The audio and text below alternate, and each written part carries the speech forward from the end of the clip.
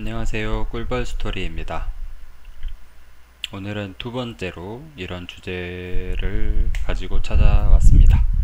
개발바닥 종목 HLB라는 종목에 대해서 한번 살펴볼 거고요. 갑자기 텔콤 말고 무슨 뜬금없는 소리냐 이렇게 말씀하실 수도 있는데, 저는 지금 텔콤 주주고 텔콤 주주이지만 주식에 조금 더 바이오주에 담가보려고 이렇게 종목을 찾던 차에 HLB 종목이 좀 괜찮은 것 같아서 한번 이렇게 시간을 드리게 되었습니다.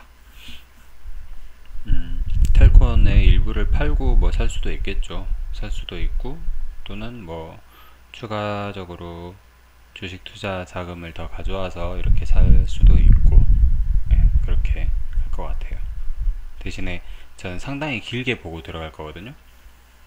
3년, 뭐 5년 이렇게 보고 들어갈 거기 때문에 그런 점은 좀 참고를 해주셨으면 좋겠습니다.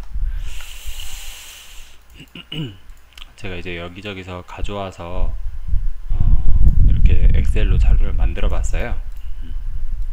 좀 보시기 불편하실 수도 있는데, 이런 식으로 정리된 자료가 저는 못 찾겠더라고요. 그래서 그냥 제가 만들었고, 일단 차트를 먼저 좀 보겠습니다. 네이버 증권에서 계열을 좀 살피고 들어가겠습니다. HLB는 오늘 2020년 7월 9일 날짜로 셀트리온 헬스케어 그리고 셀트리온 제약에 이어서 시가총액 코스닥 3위를 기록 중입니다. 웃긴 거는 셀트리온 제약 헬스케어 같은 경우에는 재무제표가 시가총액 16조예요. 16조인 회사고, 대주주 주요주 지분이 상당히 큰 편이고, 그리고 재무제표가 영업이익은 당연히 흑자예요. 당연히 흑자고 나날이 성장해 가는 과정에 있기도 합니다. 그리고 셀트리온 제약 같은 경우에도 시가총액 4조 7천억 원이고 재무제표가 상당히 괜찮습니다. 그리고 그룹에 속해 있기 때문에 최근에 그 서정진 대표 말로는 셀트리온과 셀트리온 제약, 셀트리온 헬스케어를 뭐 합병한다 뭐 그런 내용도 있고, 또 본인은 뭐 물러가겠다 뭐 그런 내용도 있고, 여러가지 이슈가 기다리고 있죠. 16조 4조 7천억, 그 다음 HLB가 4조 6,300억 원입니다. 거의 지금 코스닥 시총 2위 3위를 다투고 있어요. 알테오젠 같은 경우에는 4조 2천억 원, 좀 차이가 나죠. 그래서 HLB 일봉을 먼저 보면은 쭉 떨어지고 있어요. 쭉 떨어지고 있고, 약 6월 초부터 지금 연속적으로 떨어지고 있어요. 이슈 자체가 코로나와는 거의 무관하고, 사실 코로나가 창궐하면 창궐할수록 외국이나 한국 등 아시아나 뭐 서양에서 임상을 진행 중인 바이오주들은 좀 불리해 줄 수는 있습니다. 왜냐면 전부 코로나 치료제만 찾고 있고, 첫 번째는, 그리고 임상 환자를 모집하기가 사실 쉽지가 않죠. 병원들이 지금 대형 병원들이 다 중환자실에 코로나 환자들만 가득 차 있으니까. 그런 탓일 수도 있을 것 같아요. 그리고 뭐 다른 이슈도 이따가 다루긴 할 겁니다. 그리고 주봉 같은 경우에는 나쁘지 않죠. 이렇게 보시면은. 근데 지금 보면은 뭐 8만원대까지 내려오긴 했는데, 사실 주봉으로 보면은 좀 더 내려올 수도 있을 것 같아요. 지금 일봉 차트가 워낙에 가파르고 경사가, 그리고 주봉 같은 경우에는 지금 20주봉을 지금 뚫고 이 언저리에서 놀고 있죠. 그렇다는 것은 61선, 121선 언저리까지도 올 수가 있다. 그래서 처음에 말씀드렸죠. 길게 보셔야 된다고. 애초에 매수 자체를 제가 이렇게 영상 띄웠다고 해서 내일 바로 사야지 뭐 이렇게 하시면은 절대 안 되고요. 저도 마음을 다잡고 있어요. 기업 분석을 하다 보니까 워낙에 좋아 보여서 어린 마음에 당장 내일 사버릴까봐 지금 현금은 좀 더 충전을 해놓고 보충을 해놓은 상태인데 좀 더 기다려야 될 것 같습니다. 개인 투자자들은 매수 시점이 상당히 중요해요. 매도 시점도 중요하지만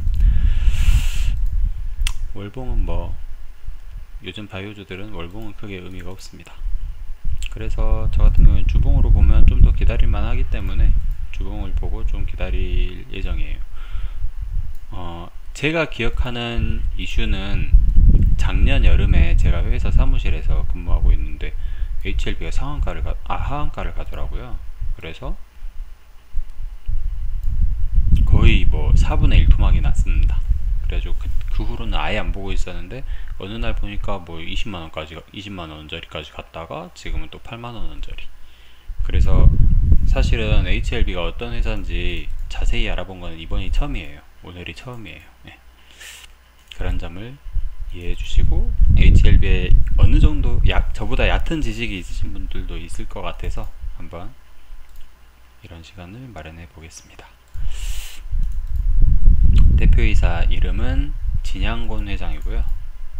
상당히 적극적이더라고요. 그 서정진 대표 못지않게 주주 친화적인 으로 보이기도 하고 또 이제 저는 제3자로서 그렇게 보이기도 하고 또 우리의 위대하신 텔콘 대표와는 다르게 적극적인 면도 있고 주주들과 소통을 상당히 중요시하는 것 같아요. 그리고 언변이 상당히 좋으시더라고요. 네. 일단 요즘 최근에 이슈가 되고 있는 거는 이 불안전 판매 펀드 이 이슈죠. 이 이슈 때문에 상당히 많이 떨어졌다가 오늘은 또 반등하고 뭐 그렇게 하고 있습니다. HLB 하이투자 증권 통해 옵티머스 자산운용 펀드에 300억 원을 위탁하겠다. HLB 생명과학은 NH투자증권을 통해서 같은 펀드에 100억을 위탁하겠다. 근데 이 문제가 된 게 이 300억짜리 옵티머스의 입장은 계약서와 양도 통지서를 만든 법무법인이 서류를 위조했다.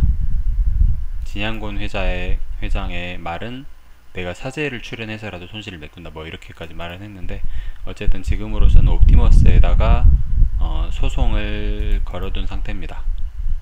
뭐 서류가 위조됐으면 명백하죠. 잘못은 명백하죠. 돈을 받은 쪽에서 서류를 위조한 거기 때문에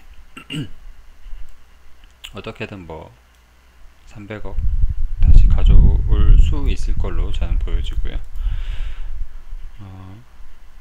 이건 이제 추후 경과를 지켜봐야 될 것 같습니다. 그리고 이제 기업 개요를 가져왔어요. HLBN 엘레바 글로벌 의약보험 전문회사다. 사업부가 두 개가 있어요. HLB 복합소재사업부라고 해서 선박 구명정, 특수선박, GRP 파이프, 그리고 조선기자재 생산사업부고요. 이 선박 구명정 사업부 같은 경우에는 세계 2위의 국내 유일한 구명정 제조업체입니다. 연간 약 700척을 생산하고 있고 중국발 구명정 업체의 저가 수주가 많아서 경쟁이 치열해지고 있어요.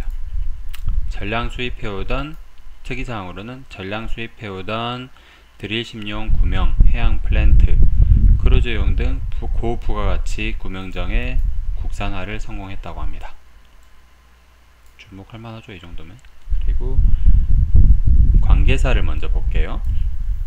관계사는 HLB 생명과학, HLB 파워, HLB 일렉, HLB 네트워크스가 있고요.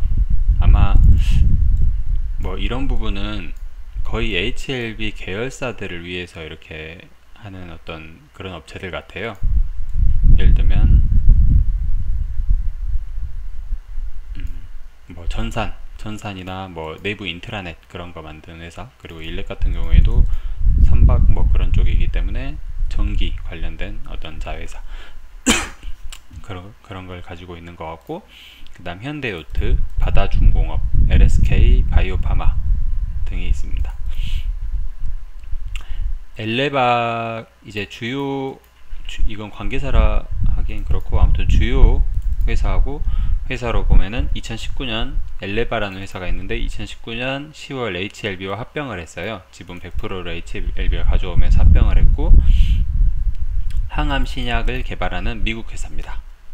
예전 이름은 LSK 바이오파마였고요. LSK 바이오파마.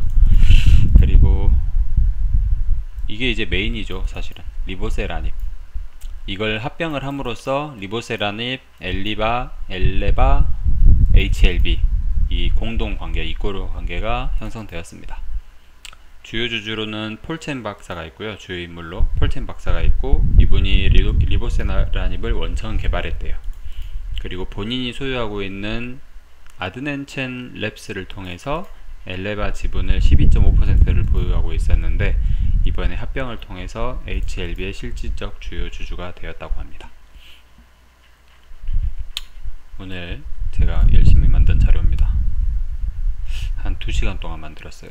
이것저것 영상도 보고 블로그도 많이 보긴 했는데, 아마 여러분들이 알고 계신 내용이 빠진 것들이 많이 있을 것 같아요. 그래서 제가 댓글을 열어둘 테니까 한번 댓글로 좀 알려주시면 감사하겠습니다. 악플은 사양하겠습니다. 저는 뭐 제 전화번호나 계좌번호를 알려주고 후원을 받거나 뭐 그럴 의도가 아니에요. 그냥 제가 가지고 있을 용도로 유튜브로 올리고 또 정보 공유 차원에서 올리는 거니까 악플은 사양하고 차단하겠습니다. 바로 차단합니다. 바로 댓글 하나하나 다 보고 있어요. HLB 바이오 사업부. HLB 바이오 사업부 보면은 제일 먼저 나오는 게 이거예요. 리보세라닙. HLB 하면 리보세라닙이에요. HLB 최근에 투자한 개인 투자자들은 전부 리보세라닙을 보고 투자를 했을 거예요. 100%를 보진 않았겠지만 뭐 한 30%라도 리보세라닙이 차지한 비중이 크기 때문에 투자했을 거예요. 경구 투여가 가능한 VEGFR2 저해제입니다. 바스큘러 엔도세리얼 그로스 팩터 리셉터 2. 이게 뭐냐면 혈관 잠깐만 갑자기 헷갈린다.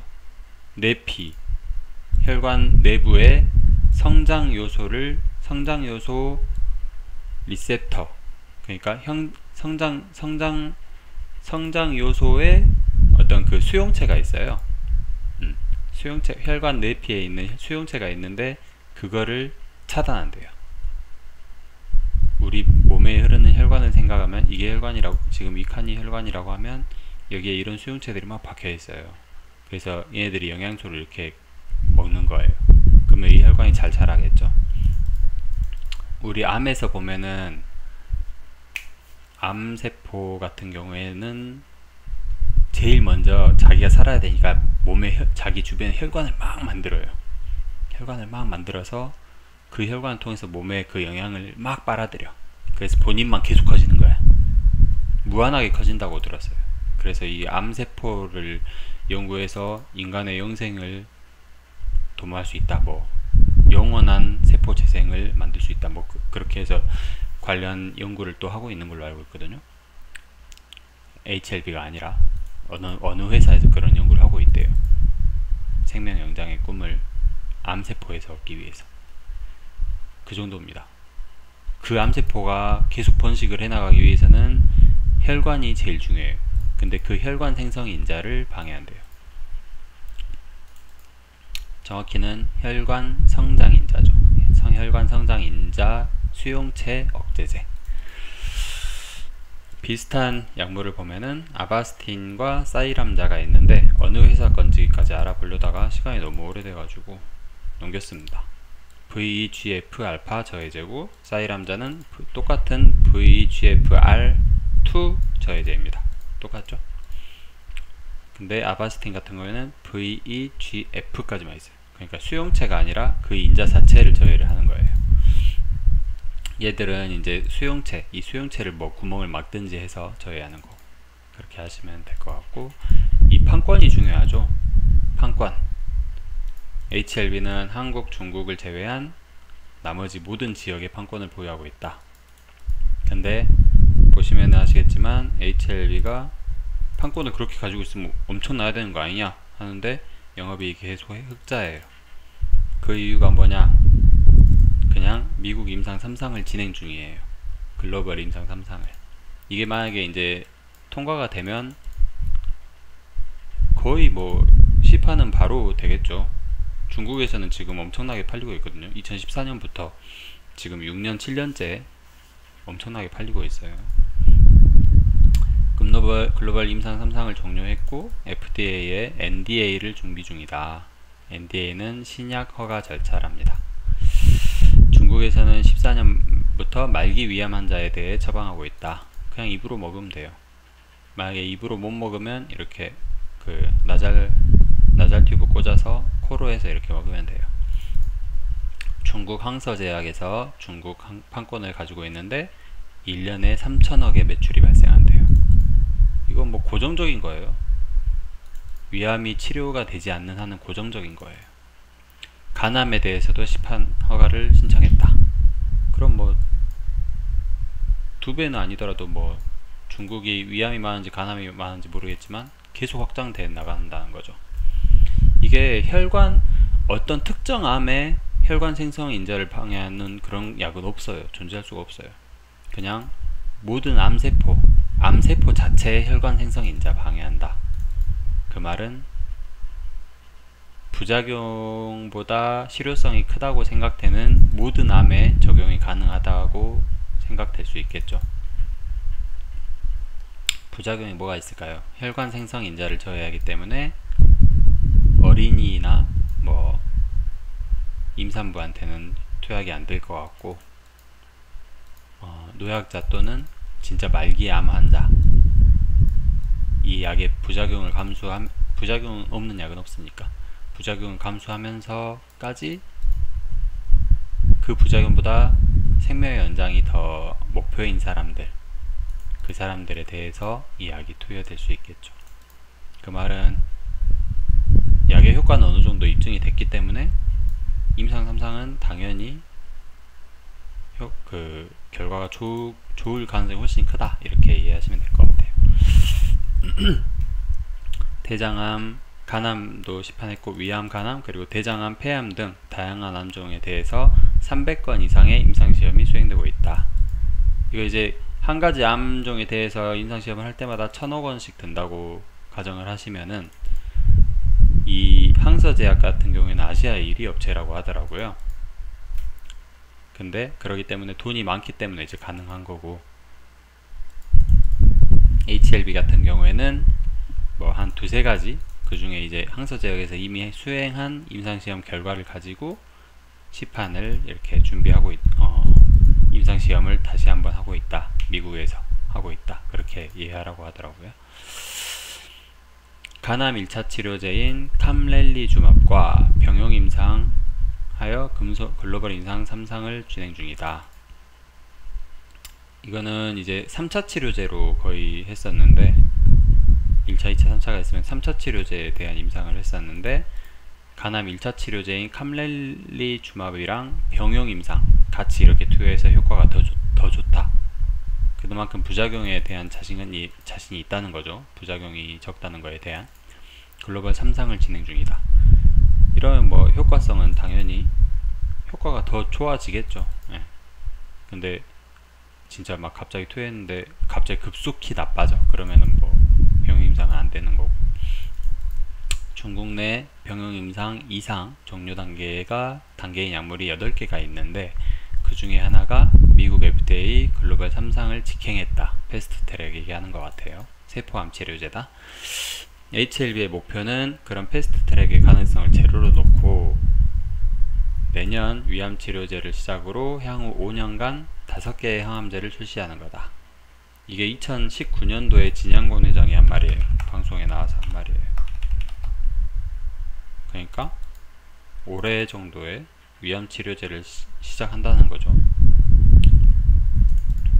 크게 종양학회가 2개가 있는데 상반기에 아스코, 하반기에 에스모가 있대요. 근데 리보세라닙은 2014년에 베스트 오브 아스코에 선정이 됐고, 글로벌 3상 결과 논문 작년에 받은 거는 베스트 오브 에스모 2019에 선정이 됐대요. 그래서 얘네들을 선정이 된 거는 어떤 방식으로든 다 시판이 됐다고 하더라고요. 현재 위암 3차 치료제 시장에 글로벌적으로 판매되고 있는 약품이 론서프 하나뿐이래요. 근데 얘들도 뭐 라이벌이란 라이벌인데 선의의 라이벌인 것 같아요. 협업도 잘 되고 또 그 병용요법으로도 얼마든 투여할 수 있는 정도의 약물이라고 하더라고요. 그만큼 자기네는 부작용에 자신이 있다고 했습니다. 그리고 실제 논문 결과를 이렇게 보여주더라고요. 론서프랑 리보세라닙 이렇게 보시면 될 것 같고, 제가 이 엑셀 양식은 계속 이렇게 추가해 나갈 거예요. 조금씩. 저는 장기로 보고 있기 때문에. 또한 중도, 인도, 아프리카 시장을 겨냥해서 네오파마라는 제약사랑 약품사랑 합작 법인을 설립했답니다. 네오파마는 리서치부터 생산, 판매, 유통, 마케팅까지 모든 바이오 관련 모든 라인업을 갖춘 회사라고 합니다. 그래서 얘들이 더 적극적이었대요. 오히려 뭐 거의 약물에 대한 소개도 안 받고 자기네가 이미 조사해 왔다고 하면서 계약서 가져와라 해서 사인까지 했대요. HLB 생명과학은 향후 리보세라닙의 생산기지로 만들 거고, 얘네들은 지금 일본이랑 한국의 일부 권리를 가지고 있대요. 항암제, 인공간, 그리고 세포치료제를 개발하는 회사입니다. 근데 이제 생산기지로서 되려면 뭐가 많이 필요한가 봐요. 그래서 그 전까지는 캐나다 공장에서 할 것 같다고 합니다. 이건 여담인데, 라이센스 아웃을 하면 받을 수 있는 거는 영업이익률은 매출액의 약 15%래요. 1조를 팔면 1,500억 정도밖에 영업이익이 안 잡힌대요. 근데 만약에 임상 3상을 직접 해서 시판까지 하면 가루약이기 때문에 영업이익률이 80%가 나온대요. 그래서 1조 팔면 8천억 원이 이익이 잡힌다고 합니다. 끝까지 도전하느냐 마느냐, 라이센스 아웃과 안 하느냐의 차이인데, 자기는 끝까지 도전하겠다고 합니다. 든든한 척후병이 있는데, 아까 말씀드렸던 항서제약, 그리고 일본에서도 뭔가 이렇게 자기네 돈 들여서 임상을 하고 있다고 합니다. HLB에 대해서 제가 준비한 내용은 이 정도고, 뭐 더 이상 볼 거 없겠지 하신 분들은 뒤로 가기 누르셔도 되고요. 앞으로 계속 이거에 대해서 공부를 해보자 하시는 분들은 구독과 좋아요 버튼 눌러주시면 될 것 같습니다. 당분간은 뭐 이 소송 관련된 내용이 계속 오고 가고 할 것 같아요. 그만큼 상당히 큰 회사로 여겨지더라고요. HLB 상당히 큰 회사로 여겨지고, 재무제표도 점점 좋아질 거라고 저는 생각이 됩니다. 그래서 가져와 봤고,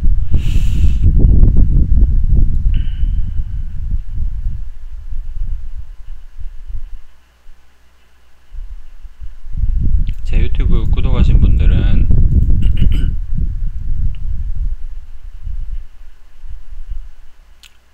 만약에 얘를 이제 신규 조금씩 한번 사볼까 하시는 분들은 지금 뭐 텔콘이든 뭐든 이렇게 투자하신 금액이 있을 거예요. 만약에 5천만원 정도가 어딘가에 투자되어 있다면 한 10% 정도, 아니다, 한 5% 정도, 그러면 250 정도죠. 그거를 추가로 하시든 아니면 일부 정리하고 뭐 익절하고 나서 하시는, 손절은 얘기 안 하겠습니다. 손절하고 하시든 간에 하셔서, 만약에 얘를 산다고 하면은요, 저는 주봉을 보고 싶어요. 되게 길게 한 3년 5년 이렇게 보고 싶거든요. 이게 79,785원이잖아요 이게 조금씩 올라온다는 가정하에 81,000원 81,000원 정도에서 사시면, 거기서 좀 더 내려간다고 해도 뭐 멘탈 관리하는 데는 지장 없을 것 같습니다. 81,000원 목표 주가요? 목표 주가 한번 말해볼까요? 목표 주가. 근데 바이오주는 목표 주가가 별로 의미가 없어요. 없긴 한데, 저는 진짜 잘되면 제2의 셀트리온이 나올 것 같습니다. 뭐 허무맹랑한 약도 아니고, 없던 걸 새로 만드는 약이 아니고, 기존에 중국에서 팔리던 약을 판권을 자기네가 가져와서 임상실험해서 3가지 적응증에 대한 판권, 4가지 적응증에 대한 판권, 얘네들을 가지는 거거든요. 완전히 투자자예요, 이분도. 진양균 대표님도 완전히 투자자고, 주주들에 따라서는 욕하는 분들도 많아요. 근데 그거는 뭐 어느 대표든 욕을 먹을 거예요. 셀트리온 서정진 대표도 욕하는 직원들 되게 많대요. 직원들이 되게 많대요. 욕하는 직원들이 뭐 가식이라고 뭐 하면서. 근데 그 직원들은 투자자들의 관점에서는 보지 못하는 시야가 좁은 사람들이겠죠. 어쨌든 이 HLB는 저도 조만간에 매수를 좀 해보고 싶고, 마무리가 좀 상당히 궁금한 회사 중 하나입니다. 저는 무조건 길게 보기 때문에. 근데 솔직한 말로 텔콘 제가 지금 4년째 보유 중이거든요. 2016년 6, 7, 8, 9, 10 5년째 보유 중인데 5년보다는 덜 갈 것 같아요. HLB는 씁쓸합니다. 씁쓸하고, 텔콘 같은 경우에는 오늘도 좀 지루했죠. 지루했는데 뭐 별로 의미 있는 그런 건 아니었어요. 그런 날은 아니었어요. 쭉쭉 이제 이 빨간 선 타고 가면서 올라갈 것 같아요. 네, 그렇게 저는 믿습니다. 지금 바이오 지수도 상당히 좋고, 그 바이오 지수 중 거의 대장이죠, HLB는. 그래서 저로서도 이렇게 큰 종목인데 미래성이 더 괜찮은 것 같아서 추천드리는 거예요. 만약에 사면은, 텔콘 같은 경우에도 저는 처음 들어왔을 때 4년 정도 전부터 꿈꿔왔던 시가총액 기준 목표가 있거든요. 근데 HLB도 이제 사서 좀 더 점점 알아보고 나서 시가총액 기준 목표를 한번 설정해보는 게 좋을 것 같아요. 네, 지금은 목표가 뭐 10만원인데 막 그렇게 하면 좀 너무 에바 같고, 그냥 뭐 지금이 거의 바닥인 건 맞아요. 거의 바닥인 건 맞아요. 근데 여기서 좀 더 빠졌으면 좋겠어요, 저는. 왜냐? 지금 한 주도 없으니까.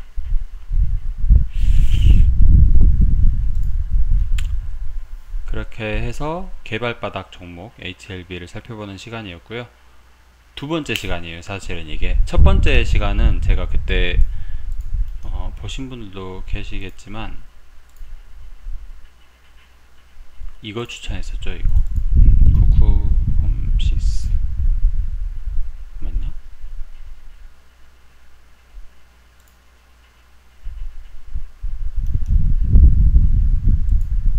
쿠쿠홈시스.